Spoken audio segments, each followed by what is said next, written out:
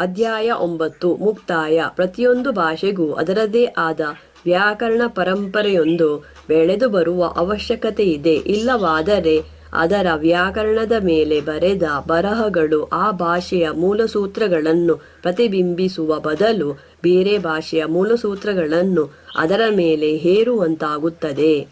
ಇಂತಹ ಮೂಲಸೂತ್ರಗಳು ಬೇರೊಂದು ಭಾಷಾ ಕುಟುಂಬಕ್ಕೆ ಸೇರಿರುವ ಭಾಷೆಯವಾಗಿದ್ದರೆ ಅವುಗಳಿಂದಾಗುವ ತೊಂದರೆ ಇನ್ನಷ್ಟು ಹೆಚ್ಚಿನದು. ಕನ್ನಡ ವ್ಯಾಕರಣದ ಮೇಲೆ ಬರೆದ ಬರಹಗಳಲ್ಲಿ ಹೆಚ್ಚಿನವು ಇಂತಹ ತೊಂದರೆಗೆ ಸಿಲುಕಿಕೊಂಡಿವೆ. ಅವು ಪ್ರಾಮುಖ್ಯವಾಗಿ ಸಂಸ್ಕೃತ ಭಾಷೆಯ ವ್ಯಾಕರಣ ಪರಂಪರೆಯಿಂದ ಪ್ರಭಾವಿತವಾಗಿರುವುದೇ ಇದಕ್ಕೆ ಕಾರಣ. ಸಂಸ್ಕೃತ ಭಾಷೆ ಇಂಡೋ-ಆರ್ಯನ್ ಎಂಬ ಭಾಷಾ ಕುಟುಂಬಕ್ಕೆ ಸೇರಿರುವ ಭಾಷೆ ಮತ್ತು ಕನ್ನಡ ಇದಕ್ಕಿಂತ ತೀರಾ ಭಿನ್ನವಾಗಿರುವ ದ್ರಾವಿಡ ಭಾಷಾ ಕುಟುಂಬಕ್ಕೆ ಸೇರಿರುವ ಭಾಷೆ. ಈ ಎರಡು ಭಾಷೆಗಳ ವ್ಯಾಕರಣಗಳು ಬಹಳ ಮಟ್ಟಿಗೆ ಒಂದರಿಂದ ಒಂದು ಭಿನ್ನವಾಗಿರುವುದ ಕಾರಣ ಸಂಸ್ಕೃತದ ವ್ಯಾಕರಣ ಪರಂಪರೆಯಲ್ಲಿ ಬರೆದಿರುವ ಈ ಬರಹಗಳೆಲ್ಲ ಕನ್ನಡ ವ್ಯಾಕರಣದ ನಿಜಸ್ವರೂಪವನ್ನು ತಿಳಿಸಿ ಹೇಳುವಲ್ಲಿ ಬಹಳ ಮಟ್ಟಿಗೆ ಅಸಮರ್ಥವಾಗಿವೆ. ಈ ಪುಸ್ತಕದಲ್ಲಿ ನಾನು ಪ್ರಯತ್ನಿಸಿರುವ ಕನ್ನಡ ಪದಗಳ ಒಳರಚನೆಯ ಪರಿಶೀಲನೆ, ಅದರಲ್ಲೂ ಕನ್ನಡದಲ್ಲಿ ಬರುವ ಜೋಡು ಪದಗಳ ಒಳರಚನೆಯ ಪರಿಶೀಲನೆ ಈ ವಿಷಯವನ್ನು ಸ್ಪಷ್ಟ ಮಾಡಿಕೊಟ್ಟಿದೆ. ಸಂಸ್ಕೃತಕ್ಕೂ ಕನ್ನಡಕ್ಕೂ ನಡುವಿರುವ ವ್ಯತ್ಯಾಸಗಳಲ್ಲಿ ಪದವರ್ಗಗಳಿಗೆ ಸಂಬಂಧಿಸಿದ ವ್ಯತ್ಯಾಸ ಬಹಳ ಪ್ರಾಮುಖ್ಯವಾದುದು. ಕನ್ನಡದಲ್ಲಿ ನಾಮಪದ, ಕ್ರಿಯಾಪದ ಮತ್ತು ಗುಣಪದಗಳೆಂಬ 3 ಮುಖ್ಯ ಪದವರ್ಗಗಳಿವೆ. ಆದರೆ ಸಂಸ್ಕೃತದಲ್ಲಿ ನಾಮಪದ ಮತ್ತು ಕ್ರಿಯಾಪದಗಳೆಂಬ 2 ಮುಖ್ಯ ಪದವರ್ಗಗಳು ಮಾತ್ರ ಇವೆ. ಕನ್ನಡ ಪದಗಳನ್ನು ಸಂಸ್ಕೃತಕ್ಕೆ ಅನುವಾದಿಸುವಾಗ ಅದರಲ್ಲಿರುವ ಗುಣಪದಗಳಲ್ಲಿ ಹೆಚ್ಚಿನವನ್ನು ನಾಮಪದಗಳಾಗಿಯೇ ಅನುವಾದಿಸಬೇಕಾಗುತ್ತದೆ ಎಂಬುದರಿಂದ ಈ ವಿಷಯ ಸ್ಪಷ್ಟವಾಗುತ್ತದೆ. ಈ ಪ್ರಾಮುಖ್ಯವಾದ ವ್ಯತ್ಯಾಸದ ಪರಿಣಾಮವನ್ನು ಈ 2 ಭಾಷೆಗಳಲ್ಲಿ ಕಾಣಿಸುವ ಪದಗಳ ಒಳರಚನೆಯಲ್ಲಿ ಬಹಳ ಸ್ಪಷ್ಟವಾಗಿ ಕಾಣಬಹುದು. ಉದಾಹರಣೆಗಾಗಿ ಸಂಸ್ಕೃತದಲ್ಲಿ ಬರುವ ಜೋಡು ಪದಗಳಲ್ಲಿ ಹೆಚ್ಚಿನವು 2 ಅಥವಾ ಜಾಸ್ತಿ ನಾಮಪದಗಳನ್ನು ಒಟ್ಟು ಸೇರಿಸಿ ತಯಾರಿಸಿದಂತಹವುಗಳು. ಆದರೆ ಕನ್ನಡದಲ್ಲಿ ನಾಮಪದಗಳೊಂದಿಗೆ ಬೇರೆ ನಾಮಪದಗಳನ್ನು ಮಾತ್ರವಲ್ಲದೆ ಕ್ರಿಯಾಪದ ಮತ್ತು ಗುಣಪದಗಳನ್ನು ಸೇರಿಸಿಯೂ ಜೋಡು ಪದಗಳನ್ನು ತಯಾರಿಸಲು ಸಾಧ್ಯವಿದೆ. ಈ ಕಾರಣಕ್ಕಾಗಿ ಪದವರ್ಗಗಳ ಆಧಾರದ ಮೇಲೆ ತಯಾರಿಸಿದ ಜೋಡು ಪದಗಳ ವಿಭಜನೆ ಸಂಸ್ಕೃತದ ಮಟ್ಟಿಗೆ ಅಷ್ಟೊಂದು ಪ್ರಾಮುಖ್ಯವೆಂದು ತೋರುವುದಿಲ್ಲವಾದರೂ ಕನ್ನಡದ ಮಟ್ಟಿಗೆ ಇದು ಅತ್ಯಂತ ಪ್ರಾಮುಖ್ಯವಾದ ವಿಭಜನೆ. ಸಂಸ್ಕೃತದಲ್ಲಿ ಜೋಡು ಪದಗಳನ್ನು ಪದಗುಚ್ಛಗಳಿಂದ ಬೇರ್ಪಡಿಸಲು ಹೆಚ್ಚಿನೆಡೆಗಳಲ್ಲೂ ಅವುಗಳ ಅಂಗಗಳಾಗಿ ಬಂದಿರುವ ನಾಮಪದಗಳಲ್ಲಿ ಕೊನೆಯದನ್ನು ಬಿಟ್ಟು ಇತರ ನಾಮಪದಗಳೊಂದಿಗೆ ಲಿಂಗ, ವಚನ, ವಿಭಕ್ತಿಗಳನ್ನು ಸೂಚಿಸುವ ಪ್ರತ್ಯಯ ಬಂದಿದೆಯೇ ಅಥವಾ ಇಲ್ಲವೇ ಎಂಬ ವಿಷಯವನ್ನು ಆಧಾರವಾಗಿ ಇರಿಸಿಕೊಳ್ಳಲು ಸಾಧ್ಯವಿದೆ. ಆದರೆ ಕನ್ನಡದಲ್ಲಿ ಇದು ಹೆಚ್ಚಿನೆಡೆಗಳಲ್ಲೂ ಸಾಧ್ಯವಾಗದು. ಗುಣಪದಗಳು ಕನ್ನಡದ ಪದಗುಚ್ಛಗಳಲ್ಲಿ ನೇರವಾಗಿ ಎಂದರೆ ಪ್ರತ್ಯಯಗಳ ಸಹಾಯವಿಲ್ಲದೆ ನಾಮಪದಗಳೊಂದಿಗೆ ಬರುವಾದ ಕಾರಣ ಅಂತಹ ಪದಗುಚ್ಛಗಳನ್ನು ಜೋಡು ಪದಗಳಿಂದ ಬೇರ್ಪಡಿಸಲು ಬೇರೆ ವಿಧಾನಗಳನ್ನು ಬಳಸಬೇಕಾಗುತ್ತದೆ. ಕನ್ನಡ ಮತ್ತು ಸಂಸ್ಕೃತಗಳ ನಡುವಿರುವ ಈ ವ್ಯತ್ಯಾಸವನ್ನು ಗಮನಿಸದ ಕನ್ನಡದ ವೈಯಾಕರಣಿಗಳು ಕನ್ನಡದ ಪದಗುಚ್ಛಗಳಲ್ಲಿ ಹಲವನ್ನು ಜೋಡು ಪದಗಳೆಂದು ಕರೆಯ ಹೋಗಿ ಗೊಂದಲಕ್ಕೆಡೆ ಮಾಡಿದ್ದಾರೆ. 5.6.5 ನೋಡಿ. ಸಂಸ್ಕೃತದಲ್ಲಿ ಬರುವ ಒಳರಚನೆಯಿಲ್ಲದ ಪದಗಳೆಲ್ಲವೂ ಕ್ರಿಯಾಧಾತುಗಳೇ.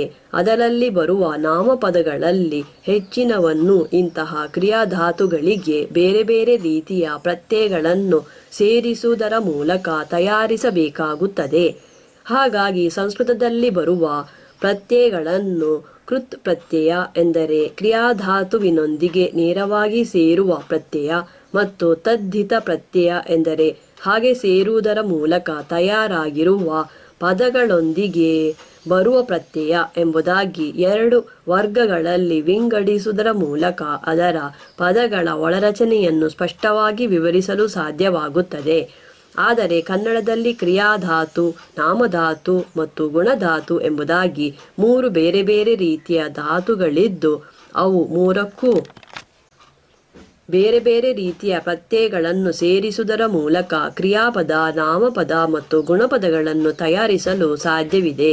ಹೀಗೆ ತಯಾರಿಸುವಾಗ ಒಂದು ವರ್ಗದ ಧಾತುವಿನಿಂದ ಇನ್ನೊಂದು ವರ್ಗದ ಪದವನ್ನು, ಉದಾಹರಣೆಗೆ ಕ್ರಿಯಾಧಾತುವಿನಿಂದ ನಾಮಪದವನ್ನು ಇಲ್ಲವೇ ಗುಣಧಾತುವಿನಿಂದ ಕ್ರಿಯಾಪದವನ್ನು ಪಡೆಯಲು ಸಾಧ್ಯವಿದೆ. ಹಾಗಾಗಿ ಕನ್ನಡದ ಪ್ರತ್ಯಯಗಳನ್ನು ಸಂಸ್ಕೃತದ ಪ್ರತ್ಯಯಗಳ ಹಾಗೆ ಕೃತ್ ಮತ್ತು ತದ್ಧಿತ ಎಂಬ 2 ವರ್ಗಗಳಲ್ಲಿ ವಿಭಜಿಸುವುದು ಅದರ ಪದಗಳ ಒಳರಚನೆಯ ವರ್ಣನೆಗೆ ಅಷ್ಟೊಂದು ಉಪಯುಕ್ತವಾಗುವ ವಿಭಜನೆಯಲ್ಲ. ಸಂಸ್ಕೃತದ ವ್ಯಾಕರಣ ಪರಂಪರೆಯ ಹಾಗೆಯೇ ಲ್ಯಾಟಿನ್ ಮತ್ತು ಇಂಗ್ಲಿಷ್ ಭಾಷೆಯ ವ್ಯಾಕರಣ ಪರಂಪರೆಗಳೂ ಆ ಭಾಷೆಗಳ ವ್ಯಾಕರಣಗಳನ್ನು ವರ್ಣಿಸುವಲ್ಲಿ ಉಪಯೋಗಕ್ಕೆ ಬರಬಲ್ಲುವಲ್ಲದೆ ಕನ್ನಡದ ವ್ಯಾಕರಣವನ್ನು ವರ್ಣಿಸುವಲ್ಲಿ ಹೆಚ್ಚಿಗೆ ಪ್ರಯೋಜನಕ್ಕೆ ಬರಲಾರವು. ಕನ್ನಡ ವ್ಯಾಕರಣದಲ್ಲಿ ಅದರದೇ ಆದ ಹಲವಾರು ವೈಶಿಷ್ಟ್ಯಗಳಿದ್ದು ಅವನ್ನು ಕಂಡುಕೊಳ್ಳಲು ಅದರದೇ ಆದ ವ್ಯಾಕರಣ ಪರಂಪರೆಯೊಂದನ್ನು ಬೆಳೆಸಿಕೊಳ್ಳುವ ಅವಶ್ಯಕತೆ ಇದೆ.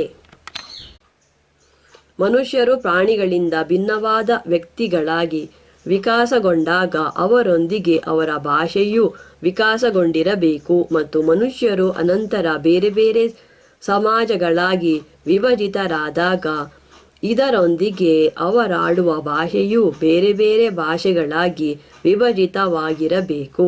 ಹಾಗಾಗಿ ಮನುಷ್ಯರೊಳಗೆಲ್ಲ ಹೇಗೆ ಸಾಮ್ಯವಿದೆಯೋ ಹಾಗೆಯೇ ಅವರಾಡುವ ಭಾಷೆಗಳ ನಡುವೆಯೂ ಸಾಮ್ಯವಿದ್ದೇ ಇರಬೇಕು. ಈ ಕಾರಣಕ್ಕಾಗಿ ಕನ್ನಡ, ಸಂಸ್ಕೃತ, ಲ್ಯಾಟಿನ್, ಇಂಗ್ಲಿಷ್ ಮಾತ್ರವಲ್ಲದೆ ಜಗತ್ತಿನಲ್ಲಿರುವ ಇತರ ಸಾವಿರಾರು ಭಾಷೆಗಳ ನಡುವೆಯೂ ಬೇರೆ ಬೇರೆ ರೀತಿಯ ಸಾಮ್ಯಗಳನ್ನು ಕಾಣಲು ಸಾಧ್ಯವಿದೆ. ಇಂತಹ ಸಾಮ್ಯಗಳ ಆಧಾರದ ಮೇಲೆ ಈ ಎಲ್ಲ ಸಾವಿರಾರು ಭಾಷೆಗಳಿಗೂ ಅನ್ವಯಿಸುವಂತಹ ವ್ಯಾಕರಣ ಪರಂಪರೆಯೊಂದನ್ನು ಕಲ್ಪಿಸಿಕೊಳ್ಳಲು ಸಾಧ್ಯವಿದೆ. ಇಂತಹ ವ್ಯಾಕರಣ ಪರಂಪರೆಯನ್ನು ಕಲ್ಪಿಸಿಕೊಳ್ಳುವ ಪ್ರಯತ್ನ ಈಗ ಹಲವು ದಶಕಗಳಿಂದಲೂ ನಡೆಯುತ್ತಾ ಇದೆ. ಆದರೆ ಈ ಭಾಷೆಗಳೊಳಗೆ ಸಾಮ್ಯ ಮಾತ್ರವಲ್ಲದೆ ವ್ಯತ್ಯಾಸವೂ ಇದೆಯಾದ ಕಾರಣ ಅವುಗಳ ನಡುವಿರುವ ಸಾಮ್ಯವನ್ನು ಪ್ರತಿನಿಧೀಕರಿಸುವ ವ್ಯಾಕರಣ ಪರಂಪರೆ ಮಾತ್ರವಲ್ಲದೆ ವ್ಯತ್ಯಾಸವನ್ನು ತೋರಿಸಿಕೊಡುವ ವ್ಯಾಕರಣ ಪರಂಪರೆಯೂ ಅತ್ಯವಶ್ಯ. ಕನ್ನಡದ ಮಟ್ಟಿಗೆ ಈ 2ನೇ ರೀತಿಯ ವ್ಯಾಕರಣ ಪರಂಪರೆ ಇನ್ನೂ ಸಿದ್ಧವಾಗಿಲ್ಲ. ಅದಕ್ಕಾಗಿ ನಾವು ಹೆಚ್ಚಿನ ಗಮನ ಕೊಡುವ ಅವಶ್ಯಕತೆ ಇದೆ ಎಂಬುದೇ ಈ ಪುಸ್ತಕವನ್ನು ಬರೆಯುವುದರಲ್ಲಿದ್ದ ಮೂಲ ಉದ್ದೇಶ.